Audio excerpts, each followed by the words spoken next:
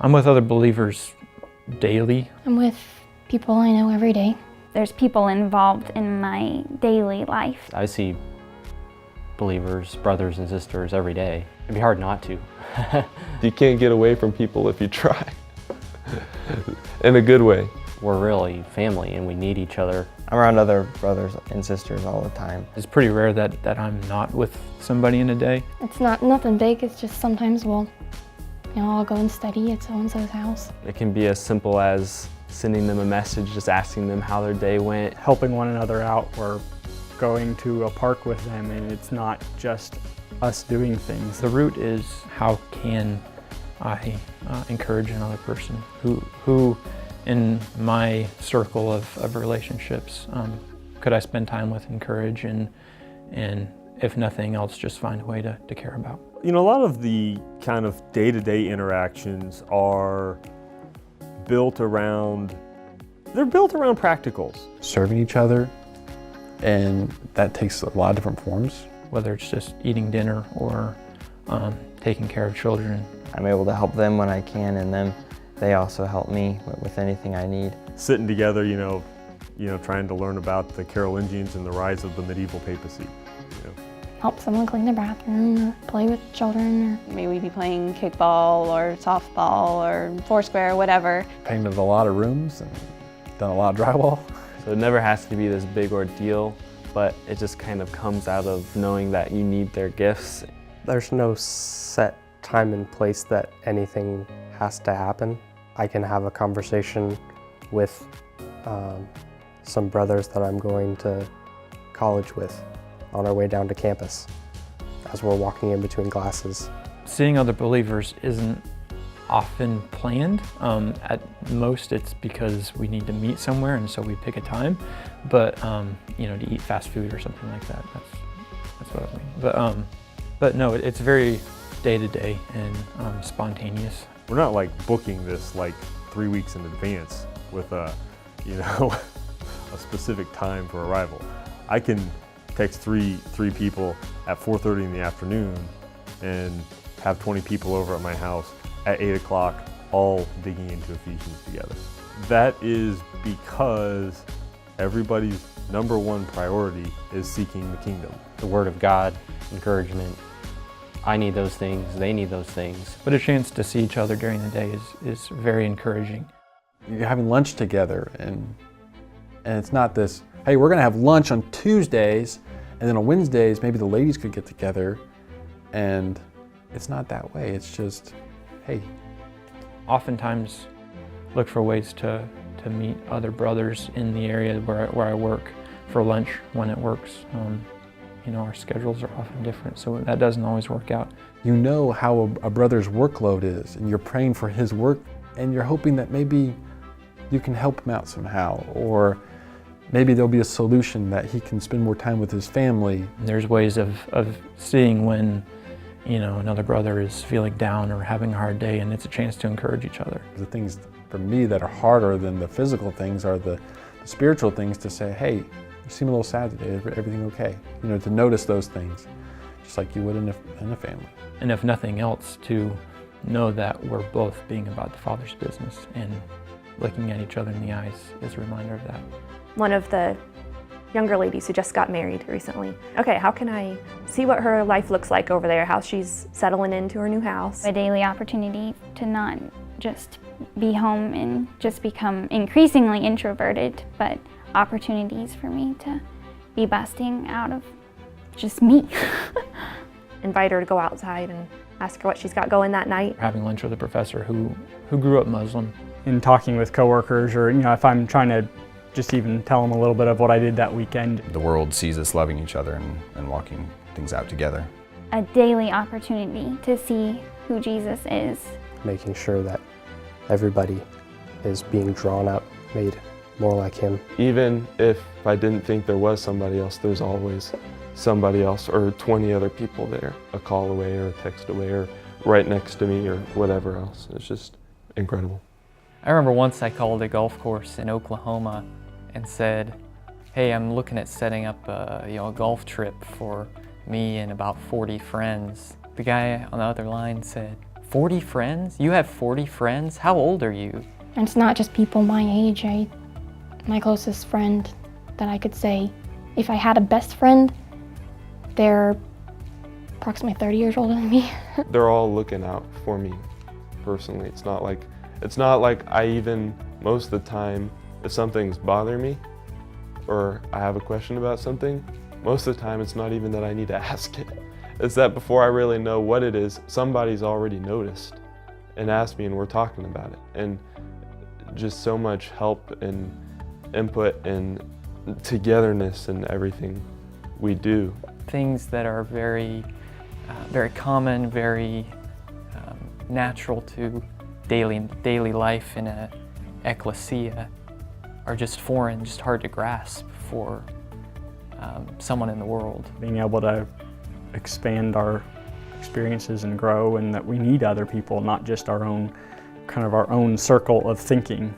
In the midst of your own circumstances and difficulties of your life, and then somebody comes in with an idea or a new perspective about how the child rearing, challenges with child rearing or work or finances or something. And that happened so many times on so many different levels, that people would say something small, they thought was small, and it wasn't small. Those are the daily little things that keep people from just becoming a mess, and I had a lot of that because I had a lot to learn.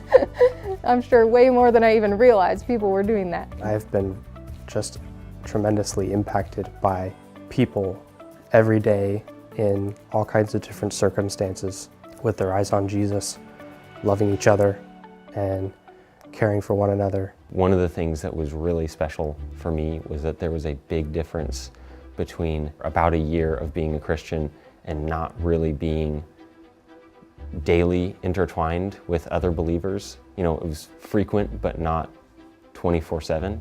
Actually being 24/7, there were just a lot of areas that people asked me about, like, why do you do that? Why is it that, you don't tend to clean up XYZ thing?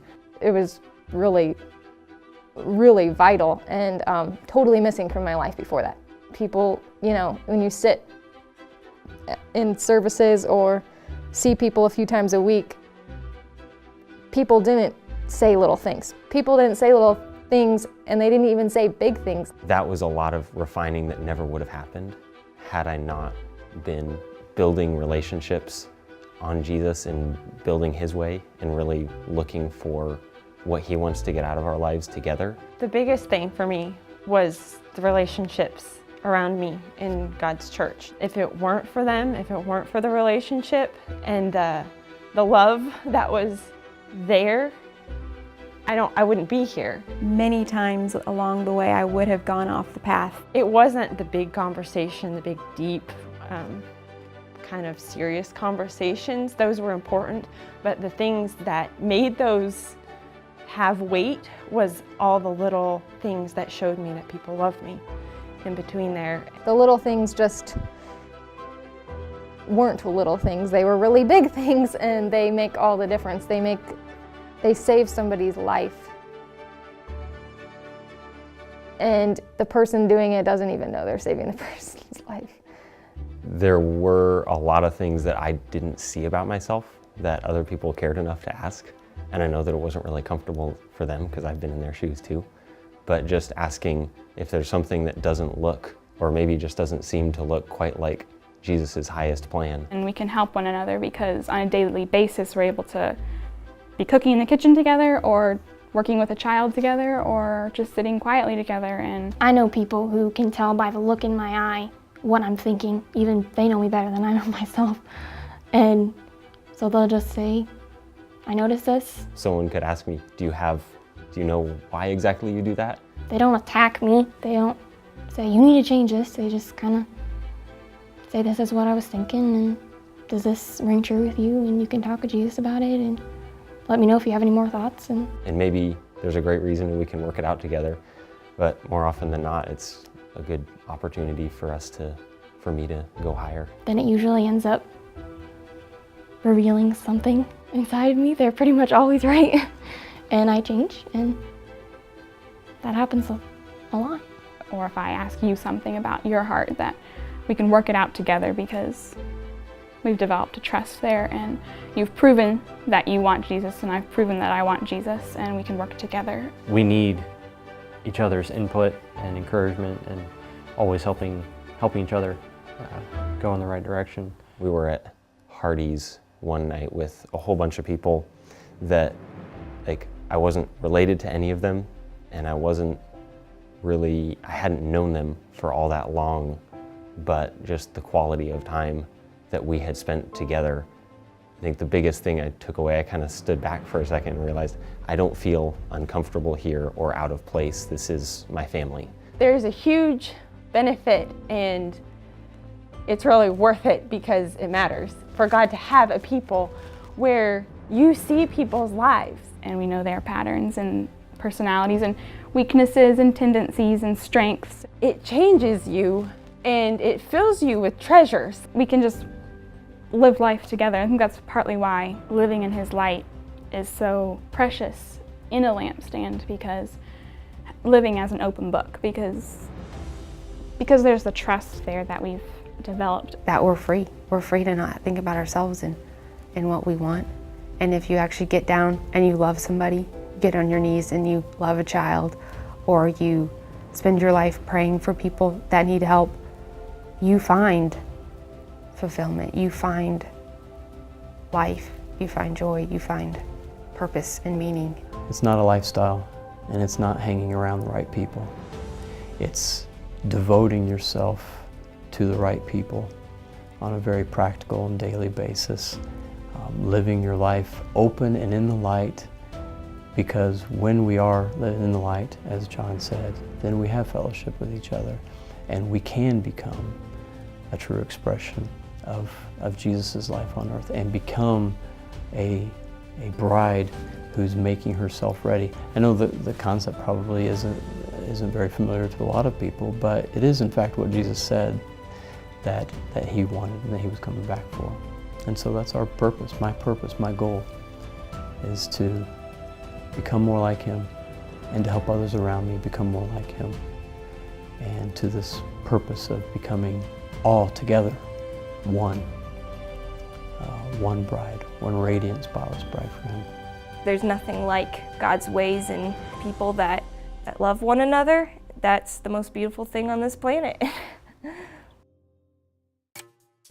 For anybody who might think that having daily relationships and intertwined lives and stuff could be kind of like nosiness or kind of icky, clicky little butterfly relationships or something, or having people in your business all the time, that one thing that I've seen is that there's just so much more respect, and so that there isn't presumption, except presuming that you love God and want to walk in the light and have light in your life. I mean, somebody will get in your grill and talk to you about something if they have a question, if you're wandering away from Jesus, because they know you don't want that. And so people will ask you things, and but it's not get in your business or disrespect of personal privacy or possessions, or it's not a free-for-all.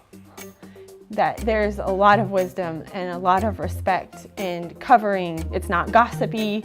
It's not whatever you might imagine or fear.